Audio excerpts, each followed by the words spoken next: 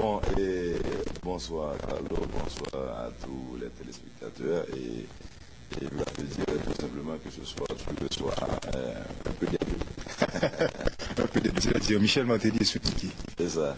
Ben, Plus particulièrement, je dirais et Michel Martelly, puisque Michel Martelly est la personne qui gère Soutniki et c'est lui le responsable et l'homme en personne. Donc, et on va beaucoup plus parler à Michel Martelly qu'à Soutniki. Bon, mais d'accord, on va commencer par. Je m'excuse, bon, Soutniki. C'est Soutniki qui a fait découvrir et qui a fait découvrir. C'est Soutniki qui a amené et Michel Martelly à Convergence. Soutniki, l'idée m'est venue de vous inviter depuis ce fameux Mycélium. J'ai trouvé l'idée grandiose. Et comment vous avez eu cette idée? Est-ce que vous l'avez eu tout seul? Est-ce que cela est venu, comment dirais-je, après conciliabule avec vos camarades? Est-ce que c'est naturellement vous l'avez eu parce qu'on n'a rien fait? Bon, et l'idée en elle-même, elle est venue directement de ma femme, et Sophia, qui est actuellement le manager du groupe. Et quand on planifie, bon, tout se fait à l'avance dans ce business. Donc depuis tantôt le mois d'août ou le mois de septembre, elle avait parlé de ça qu'il fallait qu'on fasse quelque chose pour le grand public qui n'a pas la chance de pouvoir assister à tous nos spectacles et même parfois à aucun de nos spectacles puisque financièrement parfois ils n'ont pas les moyens et insécurité, tout ça. Ouais.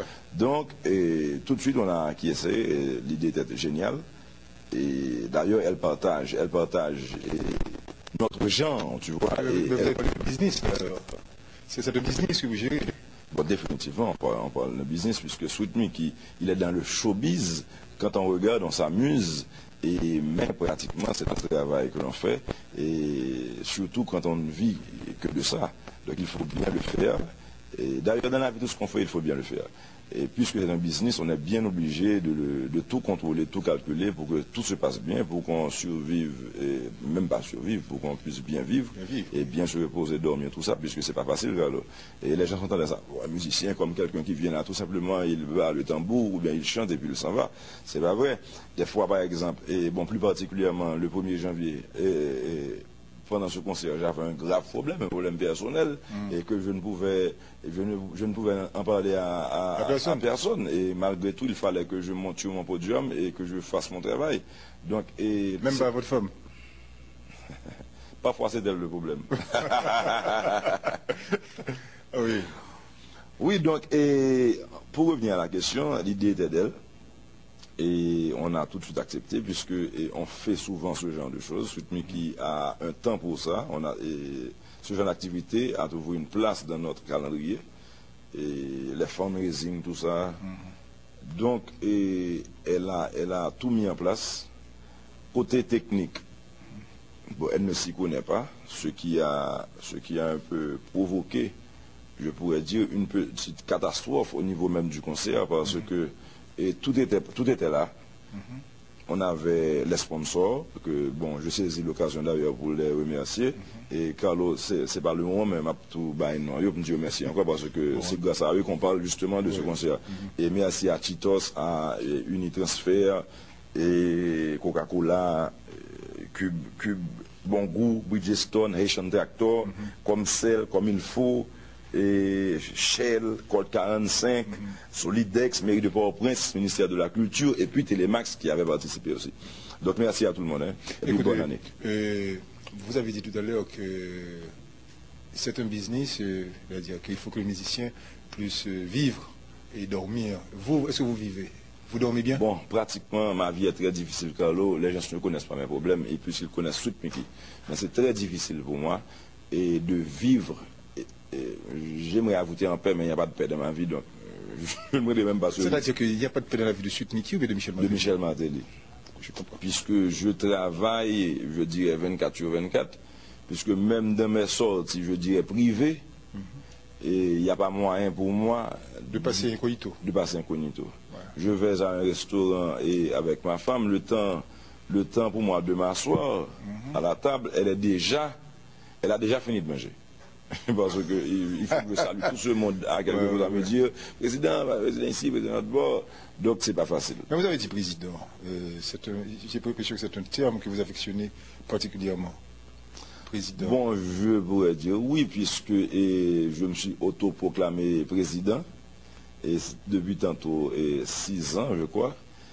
Et le public a accepté, le grand public a accepté. Oui, mais et vos confrères Bon, les détracteurs, ils n'aiment pas du tout l'idée, puisque pour eux, quand je parle de président, c'est une affaire de force, qui président, donc on peut arrêter monsieur, mais c'est pas du tout en ce sens. Vous vous amusez? Je m'amuse, et puis j'ai voulu faire comprendre que, qu'il le voulait ou pas, qu'il l'aime ou pas, moi, je crois que je me suis créé une place dans la musique haïtienne et même dans l'histoire de la musique haïtienne. Il faudra qu'un jour qu'on parle de Sweet Mickey, qu'on le veuille ou pas, oui.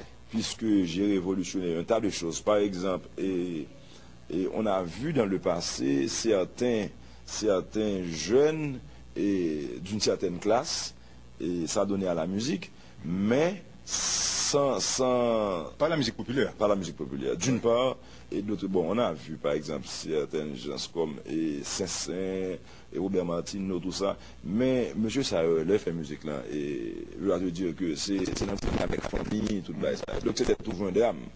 Et quand tout le monde est arrivé, j'ai eu le même problème. Par exemple, mes parents n'ont pas voulu, c'est docteur ou bien ingénieur, papa, maman me dit c'est ingénieur, docteur ou bien docteur, parce que parents ici, c'est plus. Ouais. Et mon cher, moins de 6 mois après, mes parents étaient les plus fiers. Parce que l'œil, ouais, ça va faire, et puis bon, bah, ils commencent à marcher, tout le monde va marcher, tout le monde, le succès, et même, quand je parle de marcher, même au niveau succès, tu vois, parce que quand maman passe, et dans les rues, mais mon Mickey, bon, elle est contente quand même. Écoutez, elle est une star aussi.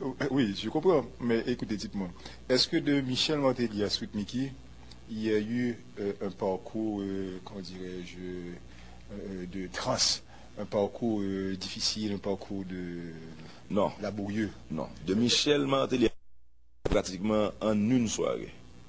Parce que j'ai commencé à jouer au casino à El Rancho, et c'était un petit piano bar qui avait là, bon, justement, et à l'arrière, dans un petit coin, je mettais, moi, là, ça me tombait le petit Grimaud, un petit Hog, ma baille, petit Dio Jacquin.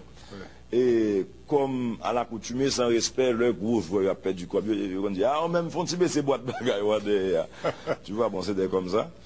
Et un soir, on a été au Florville, et puis on a remplacé Émile Volel. Mon cher, le succès a été éclatant depuis ce jour-là. C'était un dimanche. Le lendemain matin, lundi matin, j'étais déjà une star. Je le dis puisque on a tellement fait vibrer la salle, on a écrasé la baraque qu'au Florville même, ils ont dû, dans les 15 prochains jours, construire un gros hall pour recevoir Sweet Mickey et ses diables. Ah puisque vous, ça, là où Émile jouait auparavant, là où j'ai joué ce jour-là, et la salle était plutôt petite, et c'était un plancher, il y avait un basement en bas là. Donc, et bah, elle a presque écrasé, donc son gros hall que lui fait pour Sweet Mickey. Donc j'ai connu le succès en une soirée. En une soirée. Et ceci a basculé votre carrière. Comment? Ceci a basculé votre carrière. Ça a basculé ma carrière, ça a basculé ma vie. Oui, mais dites-moi, est-ce que quand vous étiez à l'école, vous saviez que vous alliez devenir un jour Sweet Mickey? Bon, dans ma jeunesse Non, mais vous êtes encore jeune. Quand vous êtes je suis un vieux jeune. On a tellement fait de choses, c'est tout comme quand quelqu'un veut me parler d'une histoire qui s'est passée en 91 ou en 92, c'est comme hier. Mais j'ai tellement voyagé, tellement rencontré de gens, tellement... Oui, mais ça fait quand même 10 ans. Même. Ça fait 10 ans. Oui, mais quand vous aviez 20 ans, est-ce que vous imaginiez qu'un jour vous seriez ce que vous êtes aujourd'hui? Bon, à 20 ans, on n'a aucun souci, tu vois. Et à 20 ans, j'étais comme tous les autres jeunes, je me sentais fort et invincible. Et puis son seul bac dans la tête, moi, Carlo, il faut me faire l'argent. Tu vois. Et justement, c'était mon problème, pas de jamais qui j'ai me faire l'argent, puisque j'ai fini mes études secondaires, j'ai fait philosophie, et puis m'entrer dans l'université, et puis j'ai tout laissé tomber. M'entrer dans chaque université, m'entrer Carlo. Oui, à quelle université vous entrez? Et bon, premièrement, j'ai été à la faculté des sciences. Bien avant ça, je dois te dire que, après la philosophie, j'ai été à l'académie militaire. Ah bon? C'est-à-dire que... Son militaire, là, et même l'armée a crasé, mort au gaz, non, Carlos?